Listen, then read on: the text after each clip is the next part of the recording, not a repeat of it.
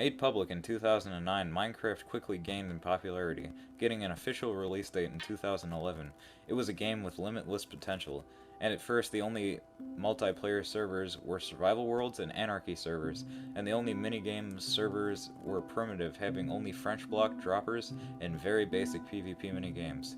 Speaking of PvP, I think I should get into the early history of PvP in Minecraft. On survival and anarchy servers, many players would get into fights, but these fights were hardly ever fair, because one player would always have more gear than the other. So most of the time it wasn't based on the PvP skill of the player, but rather the amount of gear they had. But even this style of PvP was more fair than most early minigame servers, because on a survival or anarchy server, you were required to go out and actually get your own items, not get lucky and find the chest with the most OP items in a poorly made minigame server. The unfairness in both styles of PvP encouraged a group of players to make the very first PvP kits. Now, let's address the elephant in the room, and what this video is about, the V series of kits. Back in the day, the kit I will be referring to in this video as V1 and V2 wasn't originally called that, until V3 came out. And at first, V1 was called by many players as PvP. Now, let's get into what the kit had and what inspired its creation. Now, back in the early days of August 2012, a player whose name is lost, sadly, because not very many players save screenshots or recorded videos, but his name is not important, his kit was. Based on the fighting styles of survival and anarchy servers, the kit sought out to include every major item in high-level fights. Many fights that you'd see on survival servers, the player would bring multiple sets of armor, in absurd numbers between 6 and 8 sets. In V1 it was decided that 3 sets would be enough, because if you wanted to survive for longer, you could just classic craft armor sets together, giving you extra time to hopefully kill the other player. A diamond sword and bow, 6 stacks of arrows, and 7 stacks of enchanted golden apples. Now the older players in the audience will ask, why weren't enchantments added to the kit? Because this was before the anvil, and enchantments from the enchantment table were random, so to make the kit as fair as possible, enchantments were left out, and quickly lots of players looking for a fair 1v1 would make this kit in some shape or form, and go on to popular survival and anarchy servers and invite players to their small shoestring Wi-Fi servers, and quickly these servers would fill. It got to the point where lots of servers would kick players for challenging others to 1v1s because it took players away from their shittily made minigame server. This era was very short-lived. In October 2012, the anvil was added to Minecraft, and this changed everything. Enchantments were more fair and less bullshit. So quickly the second most controversial move in the V-Series history was made. A kit that everyone at the time called New PvP was released. It was V1 with enchantments, and one of those enchantments was knockback. This split the community in half, with a lot of players refusing to play the new kit because they were so used to playing without knockback that they did not see the benefit of using it. Therefore, it was agreed upon to have both kits, but some players, especially on the less skilled based side, quit the V series after this and made kits with shorter, less skilled based fights, for which the older players hated, and these kits were roasted by many for being made for little kids. But moving on from the controversial side, many players loved V2 and would even try to make the kit in a short-lived server style called admin, where you'd get to play in survival or creative. Since a lot of V1 servers refused to host V2, another important change in V2 was more bow heavy because of the addition of Unbreaking and Infinity. Now I must cover a huge change going into 2013. It's an event I like to call the YouTube invasion, where a bunch of unskilled players looking for views on YouTube started playing Minecraft. Thankfully, at the start, they just started playing minigames servers, or did Hunger Games, or just made survival worlds, but unfortunately, some thought they could PvP, and they started playing the less skilled based kits, unknowingly killing the endurance style of PvP.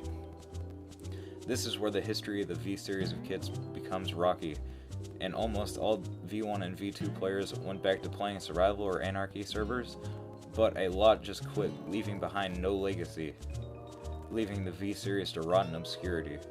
This is where I come in. I was a pretty young kid in mid-2013. I didn't really want anything to do with Minecraft. I saw it as a game for girls who like to build pixel art, and I was so wrong, it's funny looking back. Thankfully, one of my IRL friends showed me Minecraft, and I loved it. I started playing minigame servers, and I really didn't like PvP because of its pay-to-win mechanics in most minigame server I played. But I started on a survival server and grabbed as much stuff as I could by mining and would go out and kill other players for fun. I unknowingly introduced myself into the older endurance-based PvP, and I heard legends of so-called fair 1v1s. I didn't believe it until one day I was challenged to a 1v1 and given a specific instructions. Bring 3 sets of Prop 4 Unbreaking 3 armor and 9 stacks of gaps and 3 Strength 2 potions and a fully enchanted sword and a bow. Then I got my ass kicked. I was baffled that somebody went through such great lengths to have a fair 1v1 with me, so I asked him, "Where did you get this idea?"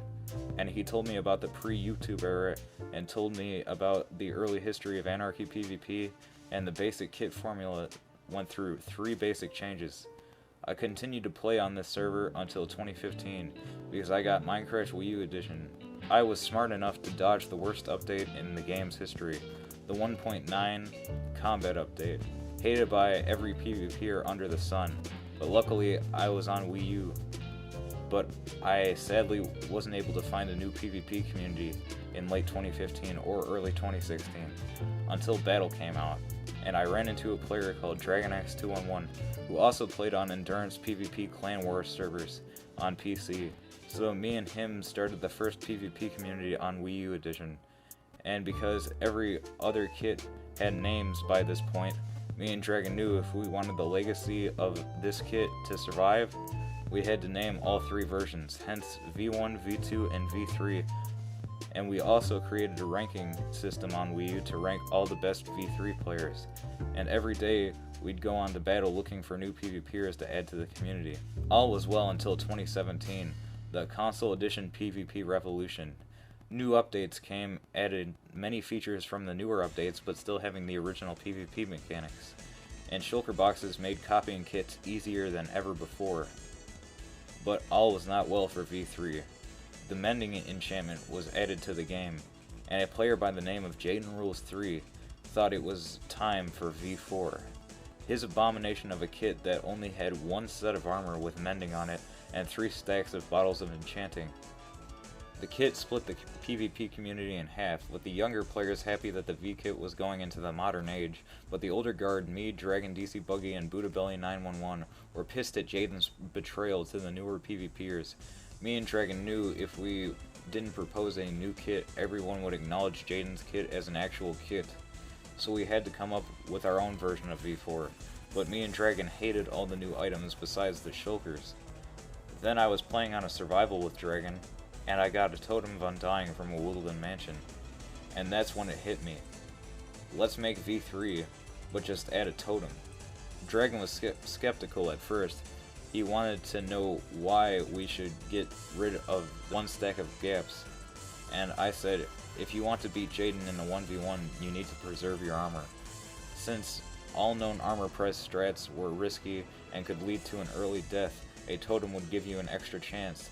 So a 1v1 was scheduled between JadenRules3 and DragonX211 on Buddhabelly 911's Kit World.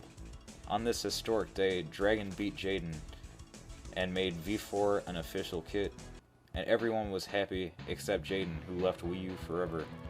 News of this spread to other consoles and even back to the Java, where everyone jokingly called V4 the Wii U kit. And that's the entire history of the V series of kits so far. The end.